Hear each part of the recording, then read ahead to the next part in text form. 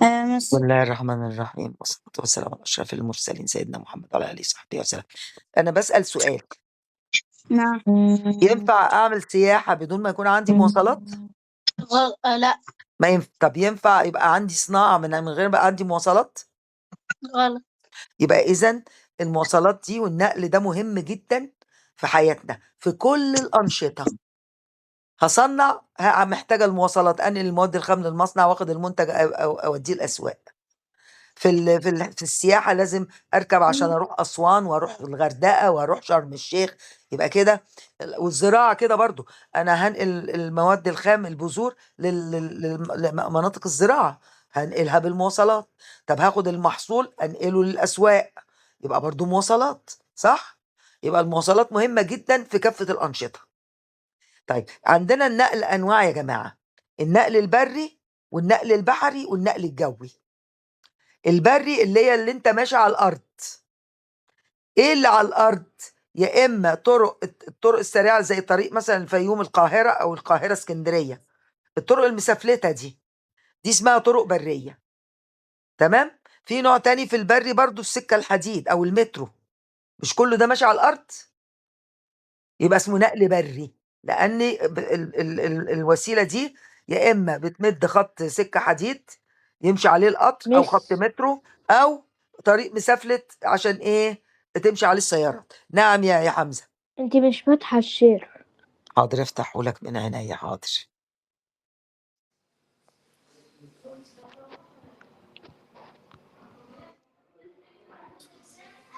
يبقى كده ده النقل الإيه، البري. في بري. بقى نقل بحري اللي هيمشي بقى في المَيّة، زي السفن اللي بتمشي في البحر الأحمر والبحر المتوسط وبترسو المواني اللي موجودة على السواحل العربية، زي قناة السويس. مش قناة السويس بتوصّل البحر الأحمر بالبحر المتوسط؟ فدي إيه، اسمه نقل بحري. ومش زي كمان مضيق هرمز، صح؟ ما كل المضايق دي ما هي من ضمن الممرات المائية اللي بتربط بحر بمحيط أو خليج ببحر. فالطرق النقل البحري يا جماعة اللي هي بتمشي فيها السفن، ودي مهمة جدًا في الملاحة العالمية. ليه؟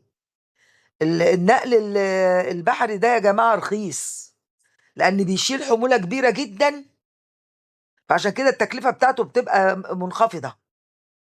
والسفينة بقى ضخمة، وغير كده ممكن تشيل يعني أطنان، لأن عايمة على المَيّة بقى ما فيش مشكلة. فالنقل البحري ده يعتبر أرخص أنواع النقل، وكمان مهم جدًا لأنه بينقل الحاجات التقيلة زي البترول، صناعة السيارات مثلًا. وطبعًا قناة السويس اللي بتوصّل البحر الأحمر بالبحر المتوسط دي من أهم طرق الملاحة العالمية، لأنها إيه، بتوصّل الشرق بالغرب، يبقى اسمها دي طرق بحرية. في بقى عندنا وعلى فكرة في بقى البحري، في كمان عندنا نقل برضه مَيّة اللي هي الأنهار، فبيسموه بقى نقل مائي. البحري مش معناه والنهري نقل مائي، بس النهر بقى طبعًا ما بيشيلش سفن زي مش البحر. معناه نعم. انت مش فاتحة الشاي. لأ الشير مفتوح.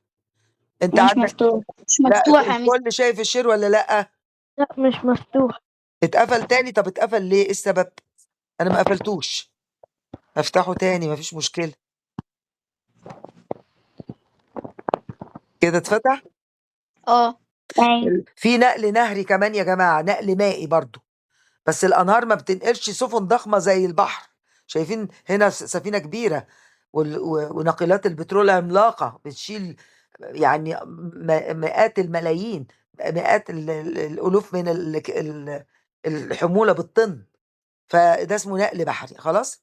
النقل الجوي بقى ده اللي هو بالطيارة بقى طبعًا، يبقى السفينة بترسو في المينا، أمّا الطيارة في المطار طبعًا.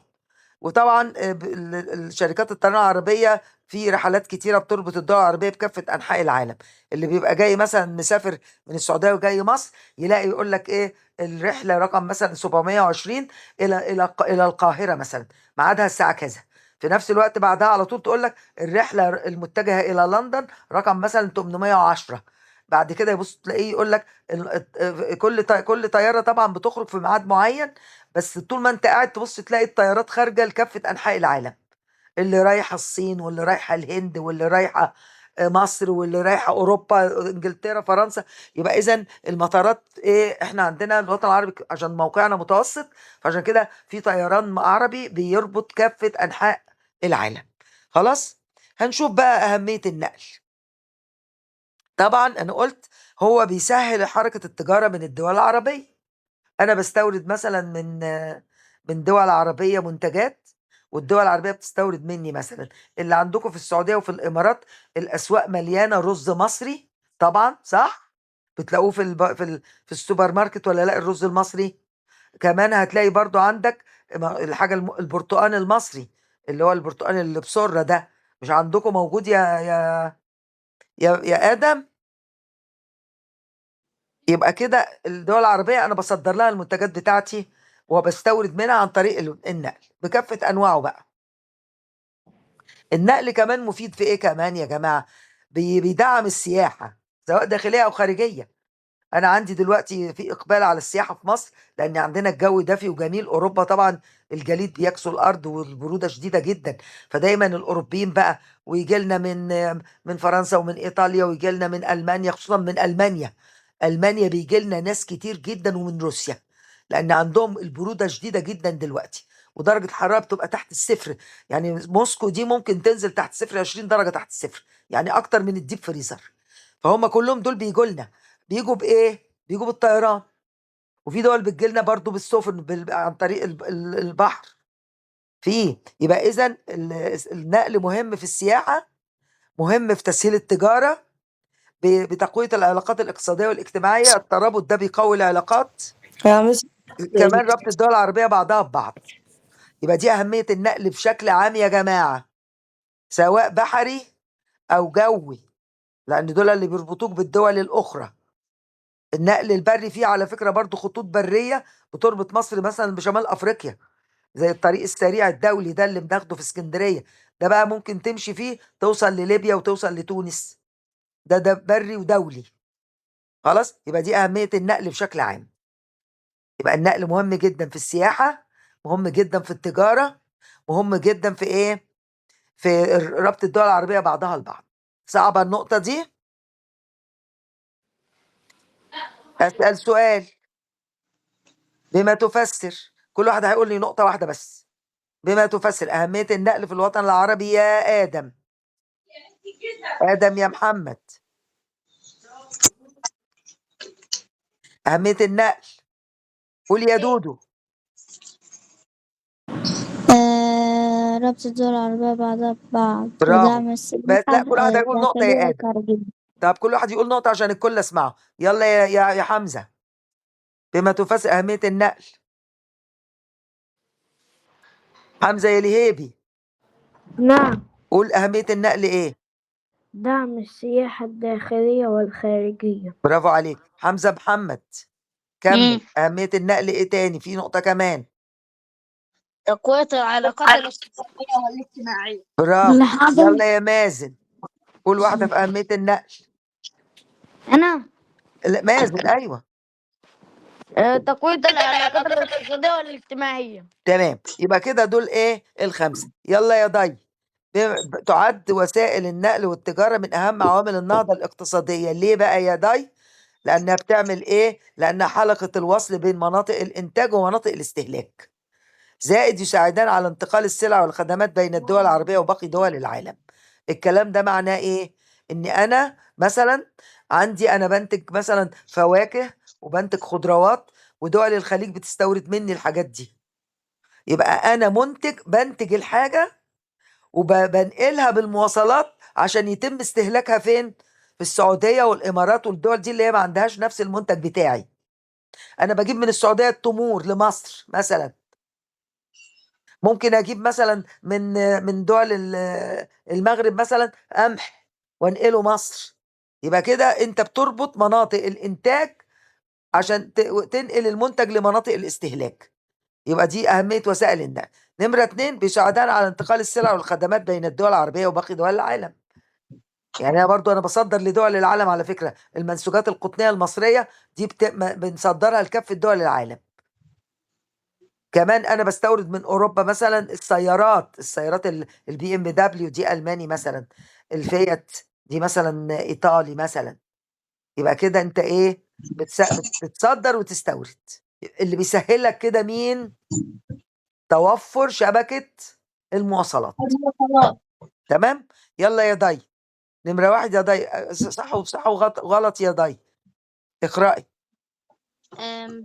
نمرة 1 اه تعد قناة، ثانية واحدة يا ميس. السويس تعد تعد. قناة السويس من أهم طرق الملاحة البرية العالمية، صح؟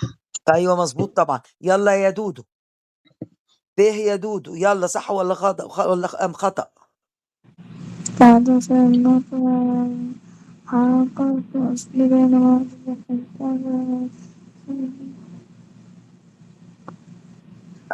صح ولا غلط؟ صح. مظبوط طبعا. يلا يا ادم محمد، بما تفسر اهميه النقل في الوطن العربي، قول لي 2 بس، قول لي 2، مش مشكله. يلا يا ادم، قول 2 من اهميه النقل في الوطن العربي. لماذا؟ بما تفسر، اذكر السبب. مهم في ايه وايه يا ادم النقل؟ قول يا مازن. مش السؤال. بما تفسر اهميه النقل في الوطن العربي. توفير فرص عمل. يا ابني انا بقول اهميه النقل. يا المواصلات مس، مهمه في ايه؟ المواصلات قلت.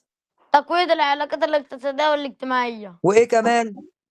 وربط الدول العربية بعضها البعض برافو ببعض، حمزه، قول لنا ودعم واحده السياحة كمان. الداخلية والخارجية. تمام، يبقى دي أهمية النقل.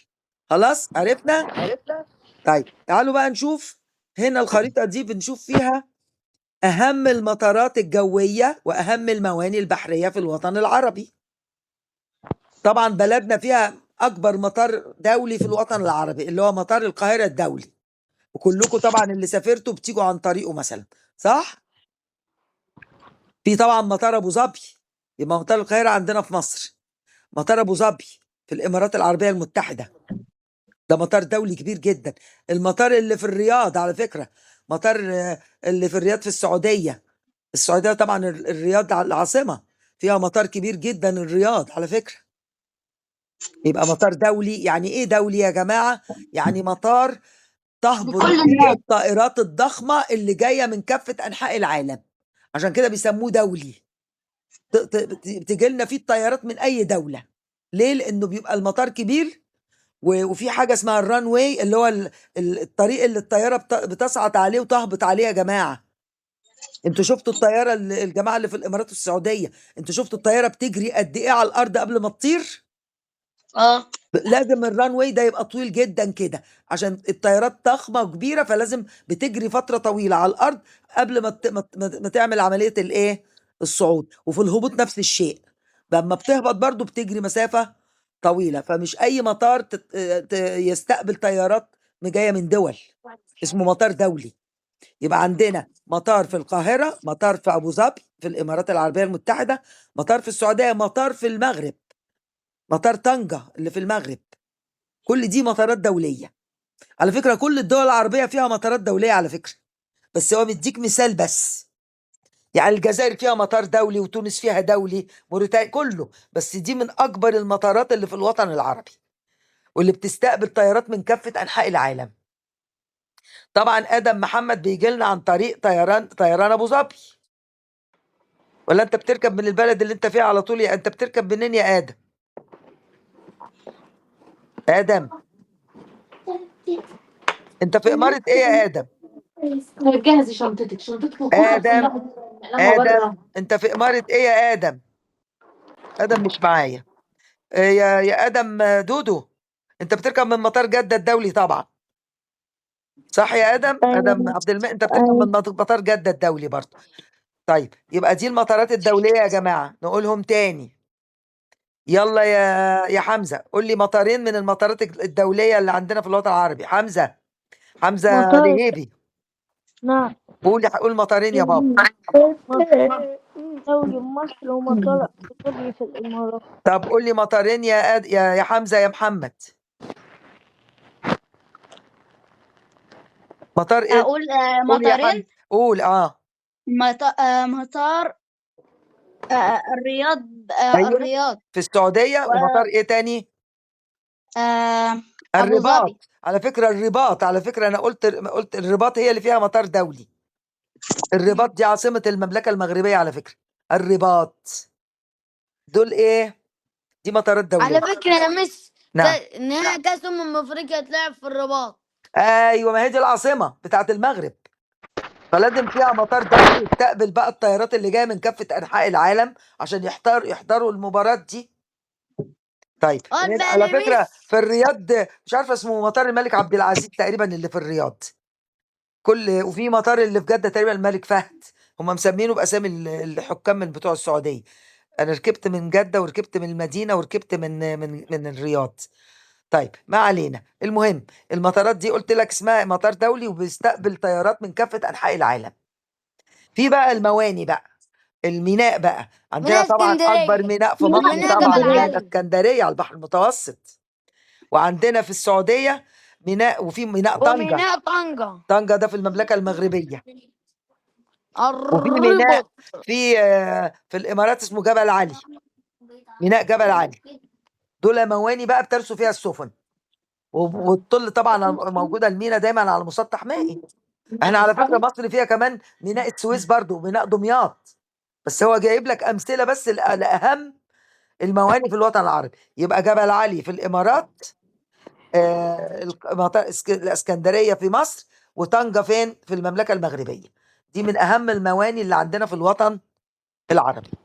طبعا المواني دي ممكن بتستقبل بقى، بنستورد عن طريقها بقى البضايع، وممكن في ناس بتسافر بالسفن على فكرة. المهم نكون عارفين مكان كل حاجة في الخريطة. شايفين جبل علي فين؟ عند الإمارات. اسكندرية على البحر المتوسط في مصر. طنجة عند مضيق جبل طارق. فاكرين؟ ميناء طنجة ده في مدخل مضيق جبل طارق. تعالوا بقى نشوف التكنولوجيا والنقل في الوطن العربي. ايه بقى الجديد في ايه الوسائل المواصلات الجديدة اللي فيها تكنولوجيا ومتطورة؟ هنا طبعا عملوا ايه بقى الدول العربية؟ ساهمت التكنولوجيا في انها تطور وسائل النقل سواء تطوير داخل الوطن القطارات. العربي او مع الدول الاخرى. عملوا تطوير للمواني البحرية، اصبح عندنا قطارات سريعة يا جماعة. القطار السريع ده كهربائي على فكرة. زي كمان المونوريل. والمونوريل طبعا ده لسه ما اشتغلش في اكتوبر، بس الكهربائي ده تقريبا اللي بيروح اسوان ده اشتغل الكهربائي ده. في كمان عندنا ده بيسهل عمليه التبادل التجاري، كمان تجهيز المطارات باحدث الاجهزه والتقنيات. ما هي دي حاجات مهمه جدا بتطور بيها خدمات المطار. فعشان كده انت دي مساهمه التكنولوجيا في تطور وسائل النقل سواء في داخل الوطن العربي، تطوير المواني، تطوير القطارات السريعة، وتسهيل عمليات التبادل التجاري، وتجهيز المطارات بأحدث الأجهزة والتقنيات. أوكي كده خلاص فهمتوا الجزئية دي؟ تعالوا بقى نشوف. هنا في سؤال: ما العلاقة بين التكنولوجيا وتطور وسائل النقل وما أثر ذلك على التجارة؟ مين هيجاوب النقطة دي يا ضي؟ قولي يا ضي. ما العلاقة بين التكنولوجيا وتطور وسائل النقل؟ ضي. يعني دلوقتي وسائل النقل دي خدمت او استفادت من التكنولوجيا؟ ما دي العلاقه. طبعا استفادت، بدليل ان الطياره دي دليل على التكنولوجيا ولا لا؟ ايوه. القطار السريع ده تكنولوجيا ولا مش تكنولوجيا؟ استنى يا مازن. المونوريل، كل دي تكنولوجيا. يبقى في علاقه، ايوه، ان التكنولوجيا ساعدت على تطور وسائل النقل. طيب ايه اثر ذلك على التجاره؟ كل ما تبقى عندك وسائل نقل متطوره، التجاره دي يحصل لها ايه؟ زيادة. تزيد. برافو عليك. لان انا لو عندي سفن هستورد بضائع من كافه انحاء العالم عن طريق البحر. طيب هنا بيقول لك ماذا يحدث اذا لم يعتمد الوطن العربي على استخدام التكنولوجيا في النقل؟ هنقول بقى عكس اللي حصل. حمزه محمد. نعم. ماذا يحدث اذا لم نستخدم التكنولوجيا في النقل؟ النقل بتاعنا هيبقى ايه؟ النقل مش هيبقى متطور. ايوه، وهيبقى كمان مش والنشاط التقني كمان هيحصل له ايه؟ ولم يتم تجهيز القطارات بأحدث الأجهزة والتقنيات. ايوه، يبقى المواصلات هتبقى سيئه جدا ومتخلفه، وبالتالي ده هينعكس على التجاره، هتقل التجاره. لأن الوسيلة المواصلات الجيدة هتؤدي إلى ازدهار التجارة. طيب المواصلات سيئة، التجارة برضو يحصل لها ضعف وتدهور. يبقى دي العلاقة بين النقل وبين التجارة. والله وسائل النقل جيدة يبقى في نشاط تجاري واسع، وسائل النقل سيئة ومتدهورة، التجارة هتكون متدهورة. تعالوا بقى نشوف التجارة بين الوطن العربي. يعني ايه تجارة يا جماعة؟ مين هيقول يعني ايه تجارة؟ قول يعني ايه؟ أنا قول قول يا أنا مازن، قول. عمليات تبديل السلع والخدمات لتلبية الاحتياجات. برافو عليك. انا لما اروح اشتري من حد منتج، يبقى انا كده انا باخد منه منتج وممكن اديله منتج تاني، يبقى دي اسمها ايه؟ دي تجارة. يعني احنا زي ما بقول لك كده، احنا بنستورد مثلا من بعض الدول العربية، مثلا بنجيب من اليمن مثلا البن. مصر ما ينفعش تزرع بن، فلازم بنستورده من اليمن او البرازيل، صح؟ وفي نفس الوقت ممكن ادي اليمن، ممكن اديها مثلا قمح، اديها مثلا منتجات منسوجات. يبقى انا كده في تبادل اهو. هي دي التجاره. التجاره يا جماعه في حاجه اسمها التجاره البينيه. يعني ايه التجاره البينيه؟ اللي هي التبادل، التجاره بين الدول العربيه، دي اسمها تجاره بينيه، لاننا بين الدول العربيه مع بعض. يعني احنا المفروض دول عرب اشقاء مع بعض. فالتجارة البينية هي تبادل السلع بين الدول العربية. اوعى ننسى البينية بين الدول ايه؟ العربية. بنتبادل ايه بقى؟ القمح، القطن والتمور وبعض المنتجات الصناعية. لكن للأسف الشديد انا ما بلاقيش التبادل ده او التجارة البينية دي ما زالت ايه؟ محدودة. يعني ايه محدودة؟ يعني هل السعودية بتستورد من مصر السيارات ولا بتجيبها من اليابان من فرنسا ومن ألمانيا؟ ها؟ ألمانيا. السعودية بتستورد السيارات منين؟ يا إما من يا إما من اليابان، يا إما من كوريا، يا إما من الصين، يا إما من ألمانيا. ما ياخدوش منا إحنا. ده سبب إيه بقى؟ إن برضو صناعتنا مش بنفس مستوى اللي موجود في ألمانيا واليابان، فهي بتفضل تجيب منين؟ من الدول الكبرى، الصناعية الكبرى. كمان اللي بيقلل تبادل السلع وجود الحواجز الجمركية والرسوم المرتفعة على السلع. دلوقتي كل اللي جايين من الدول العربية والسعودية وأي مكان زعلانين إن مصر فرضت ضريبة على الموبايلات وهي جاية مصر. هو زعلان إن إحنا مصر هتاخد منه ضريبة على الموبايل اللي هو جايبه. لكن مصر بكده بتحمي الصناعة المحلية. إزاي؟ هي لما تفرض ضريبة على اللي جاي من السعودية والإمارات، محدش هيشتري من السعودية ويجي يشتروا من مصر. يبقى بالنسبة لمصر أفضل إيه؟ إنك تشتري المصري. ليه؟ لأن ده يساعد على تطور الصناعة في مصر. يبقى الجمارك بتؤدي إلى إيه؟ ارتفاع ثمن السلعة. ليه؟ الجمرك ده رسوم بتفرضها وأنت داخل مصر، فطبعا ده بيؤدي لارتفاع السلع، فده بيخلي الناس ما تجيبش بقى من الدول العربية. نمرة 2، تشابه الصناعات في كثير من الدول العربية. يعني مثلا مصر وسوريا هتلاقي فيهم صناعة منسوجات قطنية، ما ينفعش نتبادلها مع بعض لأن احنا الاتنين بننتج نفس الإيه؟ المنتج. الصناعات الغذائية متشابهة في كل الوطن العربي. هتلاقي كلنا بننتج شيبسي، وكلنا بننتج مثلا منتجات ألبان، كلنا بننتج مخبوزات. يبقى في تشابه، فده بيقلل من التبادل التجاري. لكن لو احنا مختلفين ده يؤدي إلى نشاط التجارة. يبقى عندنا كده سببين أدوا إلى إن ما زالت التجارة بين الدول العربية محدودة. قول لنا واحدة يا مازن، قول واحدة من أسباب إن التبادل التجاري محدود. ليه؟ إن لسه واحنا التجاري هناخد الدرس كله؟ لا احنا هنخلص بسبب الجزئية دي بس. لا هخلص لكم الجزئية دي بس لأن الموضوع طويل شوية. عشان انتوا عندكم بكرة مدرسة.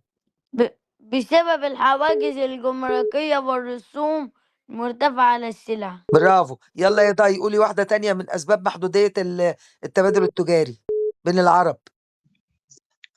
أسباب إيه؟ إن ليه التجارة محدودة بين الدول العربية؟ التجارة محدودة؟ ها ضاي سرحت يا آه ضاي. قولي يا أو حمزة، قولي يا حمزة. ضاي هتتضربي يا ضاي. حمزة لهيبي قول لي ليه نعم. التجارة محدودة بين الدول العربية؟ تجارة محدودة. ها آه، حمزة محمد آم،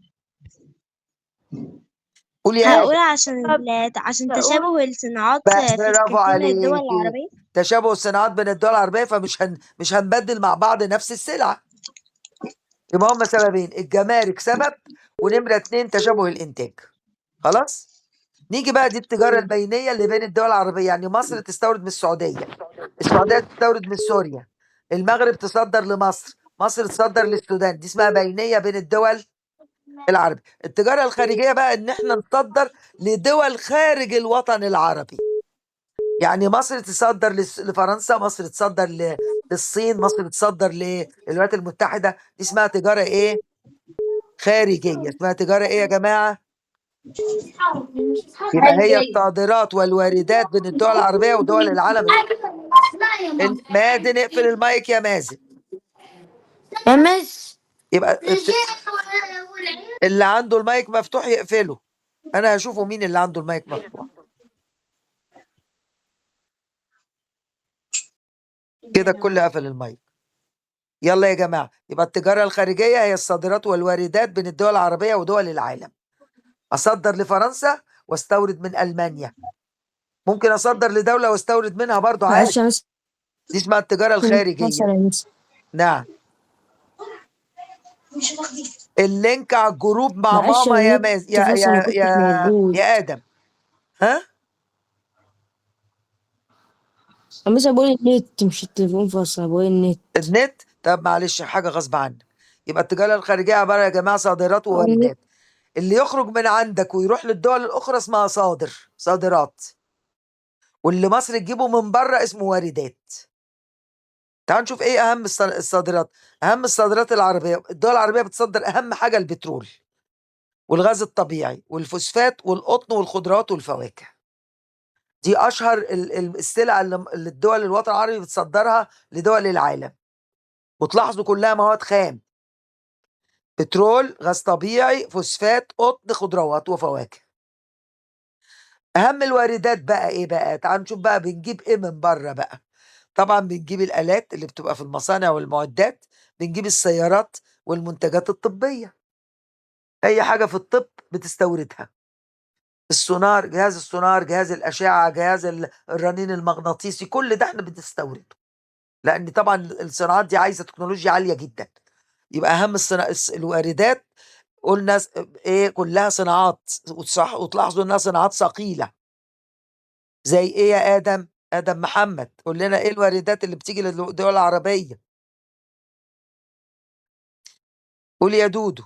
سامح ما كنتش موجود. قول الوارد، ما هي مكتوبة قدامك يا آدم اهي، اهي الواردات، أهم الواردات العربية. أنت في الإمارات قدامك كل العربيات جاية منين؟ مش مستوردة من كوريا ومن اليابان؟ منين الزامس؟ وفي حاجات جاية من ألمانيا؟ طيب المنتجات الطبية، الأجهزة بتاع جهاز الأشعة، جهاز الرنين المغناطيسي، أي أجهزة طبية كلها جاية مستوردة، زائد الآلات والمعدات الثقيلة اهي، الحاجات الحفار والجرار، وغير كده المعدات اللي بتدخل في الصناعة، الآلات اللي بتبقى في المصنع نفسها، ما كل دي واردات عربية. يبقى في فرق، احنا بنصدر مواد خام وبنستورد مصنوعات، ومصنوعات ثقيلة كمان. نقول تاني، يلا يا حمزة يا لهيبي، ايه أهم الواردات العربية؟ زي الآلات والمعدنات المعدات، والسيارات ايوه، والمنتجات ايه؟ والسيارات الطبية. الطبية. يا آدم يا حمزة يا محمد، ايه أهم الصادرات العربية؟ الدول العربية بتصدر ايه؟ البترول والغاز الطبيعي والفوسفات والقطن والخضروات والفواكه. برافو عليك. دي بقى هنا في سؤال يا ضي، وضحي أسباب ضعف التجارة البينية بين الدول العربية يا ضي. وضحي أسباب ضعف مش التجارة سامعة البينية صوت بين حضرتك الدول يا أختي. العربية يا ضي، بسبب ايه؟ أسباب ضعف التجارة البينية، ايوه. هقول بسبب انت لسه قايلاهم من شوية. بيع. أيوة مازن أيوة عرفت. قولي طيب. هقول إن اسمه ايه ده، الحواجز الجمركية الجمركية والرسوم المرتفعة على السلع ونمرة 2. وتشابه الصناعات في الكثير من الدول العربية. بس هو ده اللي بيخلي الدول ما بتصدرش وتستورد من بعضها، عشان الجمارك وعشان ان الصناعات متشابهة. خلاص، ده بالنسبة لإيه؟ للجزئية بتاعت النهاردة. فاهمينها كويس جدا. احنا هنحل أسئلة عليها بقى، والمرة الجاية هنشوف الموضوع التاني اللي ايه، عشان نحل بقى ونطمن اننا فهمنا الجزئيات دي. يلا يا دودو، اكمل يا دودو. تتنوع صادرات الوطن العربي. بنصدر ايه يا ادم؟ يا دودو بس بنصدر ايه؟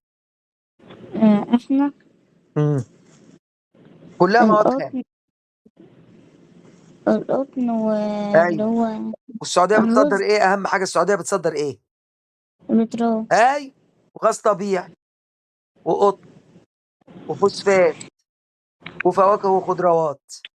طيب مش يلا، نعم، يلا يا دودو. هو نعم، احنا كده النهارده خدنا لحد فين؟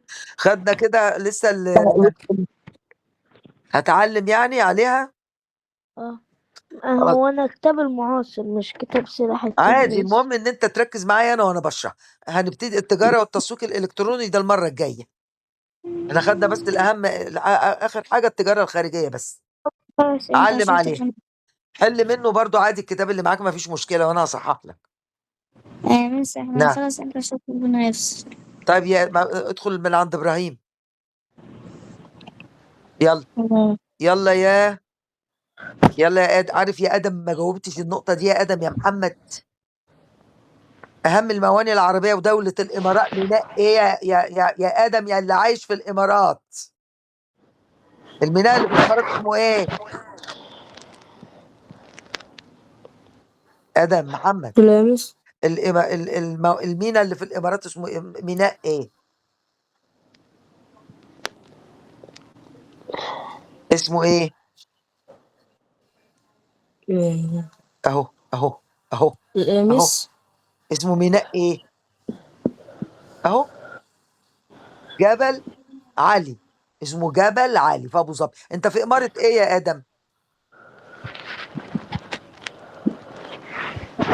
ادم انت في اي اماره؟ الفجيرة يا ميس. في الفجيره. انت طبعا بتركب من الفجيره على طول المطار، ما بتروحش لابو ظبي. الميناء بقى اللي في الامارات اسمه جبل علي. اسمه ايه؟ جبل علي. خلاص، ما تنساهوش يا ادم تاني. يلا يا حمزه. حمزه الاولاني، حمزه محمد. يلا يا حمزه. يلا. هنا بيقول لك ايه يا حمزه؟ صح وغلط. تواجه التجاره البينيه في الوطن العربي عده تحديات، يعني مشاكل، بتواجه مشاكل يعني. الجمله دي صح ولا غلط؟ حمزه محمد. صح مظبوط. اللي هي قلت الجمارك وتشابه الانتاجيه، دي التحديات. يلا حمزه، يلا اللي هيبي اللي عليه الدور ولا مين؟ يلا يا اللي هيبي. البترول والفوسفات من واردات الوطن العربي. أي سؤال؟ اللي هو 2 في صح وغلط.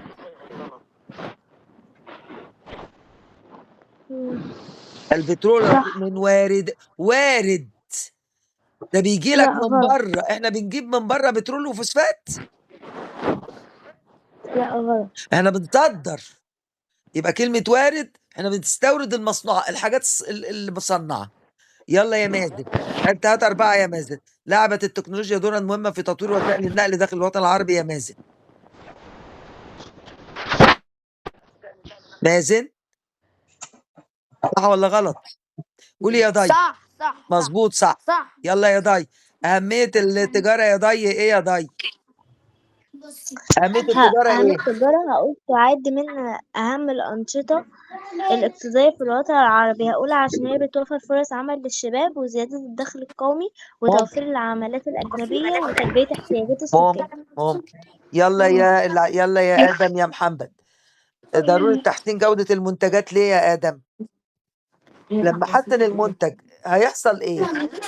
ما برضاش اسال على يلا آدم،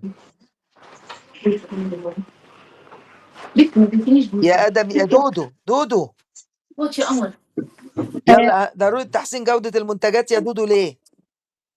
عشان الناس ها؟ عشان إيه؟ عشان إيه؟ اللي فتح المايك يقفله. عشان إيه يا آدم؟ عشان تعجب مين الناس. اللي فاتح المايك ويقفله؟ انت فاتح الكاميرا كمان تقفلها وانت قاعد على السرير، حاجه بطتك يا مازن. اقفل الكاميرا واقفل المايك. يلا يلا يا ادم، ليه نعمل تحسين في جوده المنتجات ليه؟ مش ها قول يا حمزه. هو فاضل قد ايه عشان التليفون 2%؟ خلاص احنا هنخلص الاسئله دي بس. ان التليفون بتاعك فصل يبقى هارد لك، مفيش مشكله. ودايما ما قلت لك يا تشحنه في حمزه الشاحن يعني اشحن توفير. تليفونك قبل الحصه يا حمزه، مش تفضل تلعب عليه لما يخلص. يلا يا ادم، انا لما المنتج بتاعي يبقى جيد هيحصل ايه يا ادم؟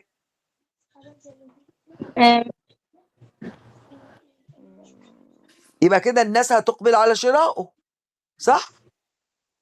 يا مس ما انا عمال اقول ان عشان الناس تشتريه. ما انا مش سامعاك، انت كنت قافل المايك شكلك. يبقى عشان الناس تشتريه صح، وعشان الاقي ليه اسواق انا مش عالميه. باين كان قافل المايك. انت كنت قافل انت المايك يا ادم. طيب يلا، اهميه النقل اللي عليه الدور مين؟ حمزه محمد. اهميه النقل ايه يا حمزه؟ بيساعد في أهمية تنظيم. النقل مهم في ايه وايه؟ في نقل المنتجات يبقى في التجاره كمان، وفي ايه كمان؟ ها وفي السياحة. صح.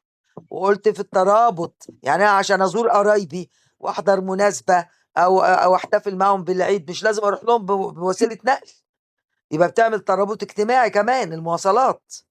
طيب يلا يا مازن، يا حمزه لهيبي بقى. النتائج اللي ترتبت على الاعتماد على، لا دي لسه ما خدناهاش. طب إيه النتائج على امتلاك الدول العربيه شبكه جيده من النقل والمواصلات؟ ده ساعد على ايه يا حمزه؟ حمزه، نعم. عندنا شبكه نقل ومواصلات جيده. ايه النتيجه؟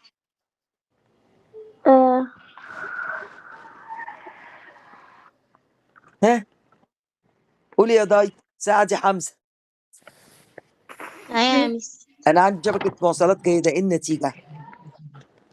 ليه عندي شبكة مواصلات؟ لا، ايه نتيجه وجود شبكه جيده للمواصلات؟ ايه النتيجه؟ هقول ان الناس تقدر تسافر من بلد يبقى لبلد. الترابط، يبقى الشبكه دي ساعدت على الترابط بين الدول العربيه ودول العالم، صح. حاجه تانية، سهلت ايه؟ بتعمل الصوت ده بس ولا عامل كده؟ لا ده انا هعمل كده.